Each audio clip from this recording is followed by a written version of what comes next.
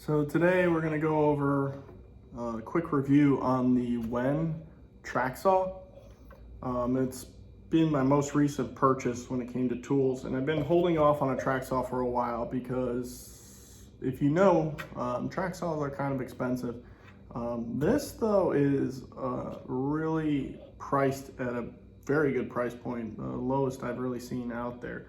I even think it might be the cheapest on Amazon. So I elected though just to buy the saw itself, and then I upgraded the track system.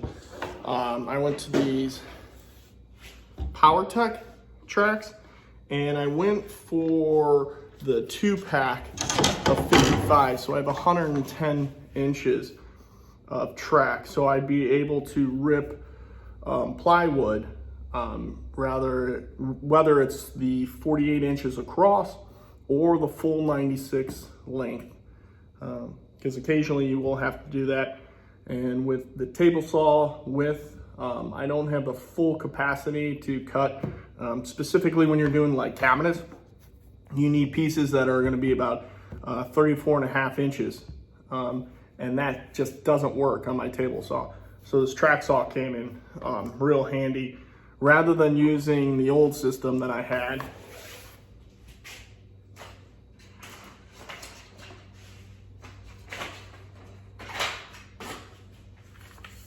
was the old,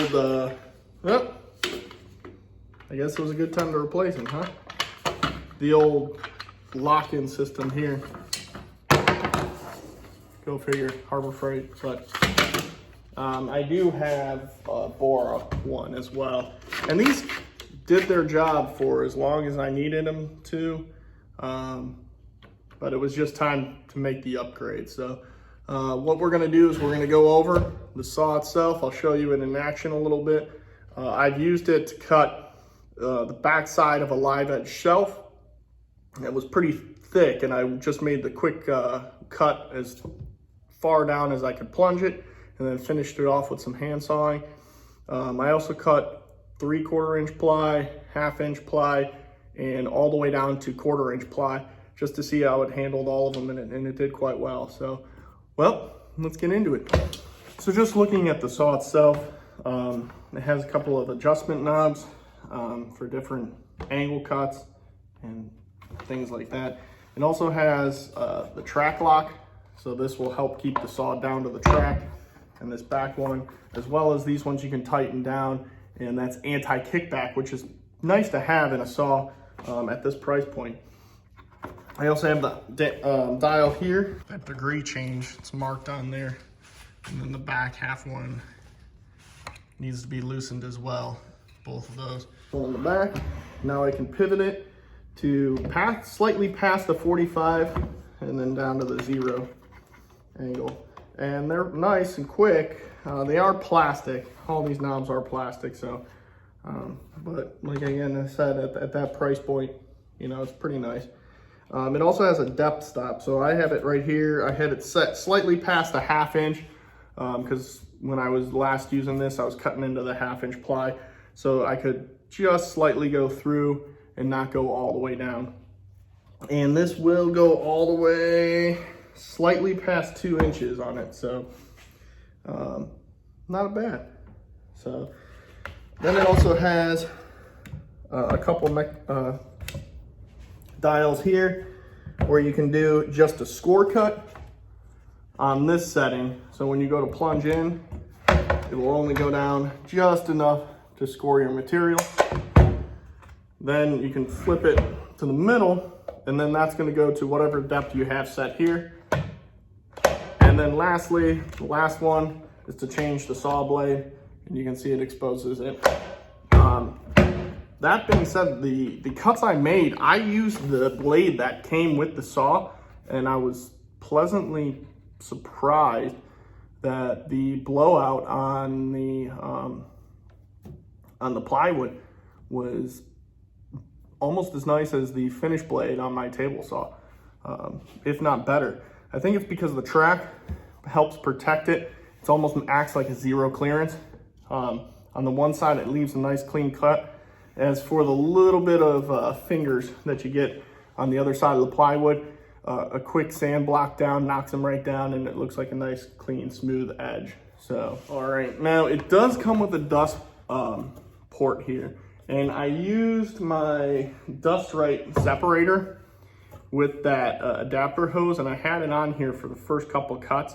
I will say though, it built up quite a bit of static, and it kept shocking the heck out of me. So I disconnected that. You know, it is going to be a little bit of cleanup, but you might want to ground that if you're going to use it.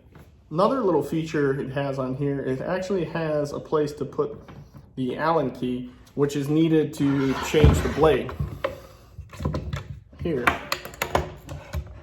And that's kind of nice, because whenever you're going to change a blade, it always seems like you can't find that. And I'm digging through my toolbox to get my kit of them out, and then I'm going to figure out, you know, which size goes to it. So that was nice. As a little safety feature, it does have a dual trigger, so you have to push the thumb down and engage to get it to plunge. It will not plunge if the saw's not engaged, or if you just pull the trigger, it won't go without pushing that thumb down first. So nice little safety feature on there. But it does run pretty smooth. You can see here that anti-kickback that I was talking about could come in handy. And it does run smooth on the track. As you see, I have my track here. And to get it on there, you just put the front end in, slide it, make sure that you get the tab of the front block here in there.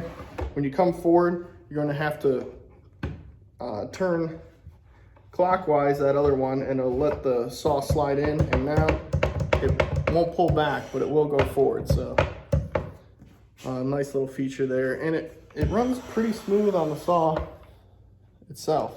So now to disengage, pull up, got it all the way off, pops right off. If you're kind of wondering about the specs on here, it does take a 6.5 inch blade. This one, it says it came with a 24 tooth.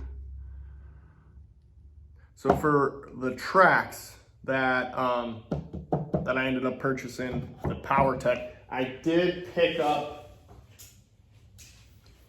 the clamps to go with the track to help it go down and secure it to the material. I did though run quite a few cuts without using the clamps, and the grips on the base seem to hold it in position well enough, especially with the weight of the saw on it. For the long cuts, I would definitely go with the clamps though. I mean, you're thinking you know, 110 inches on a cut, that's a long run, and you're gonna have to be walking with it. So I would clamp it down. I would spend the extra money to pick up the clamps, because you don't want to be in the situation where this thing starts sliding around on you and you ruin a cut, especially at the cost of decent plywood. It's not cheap, so you know, the clamp will pay for itself if you save it, you know, just one cut. So to wrap up this video, I'm gonna go ahead and say, you know, right now I'm happy with this saw. We'll see if it holds up the long term. I'll have to maybe make an update video on this once I put a year or two into it and see if it's still holding up the same way. But for the price, you really couldn't beat it. I mean, it is drastically less than the competition. The amount of money though that you save on the saw, I would recommend going ahead and upgrading the track. I did read reviews on those tracks, and they say that the WEN ones do need some tweaking to get it running smooth and straight, where these Powertec ones, you know, I did the first cut to trim back that rubber edge there, so I have the score line, and after I did that, it was good to go. Even when I put the two together, it still ran a very straight cut. So I hope you guys found this video, you know, helpful for you in making a decision in the future of, you know, getting yourself a track saw. You know, if you liked it, please give us that thumbs up. Also, you know, go ahead and view our other videos and give us a try here. And we'd love to earn your subscription to the channel. It really helps us out, and it kind of keeps us going to make these. So until next time, go make some dust.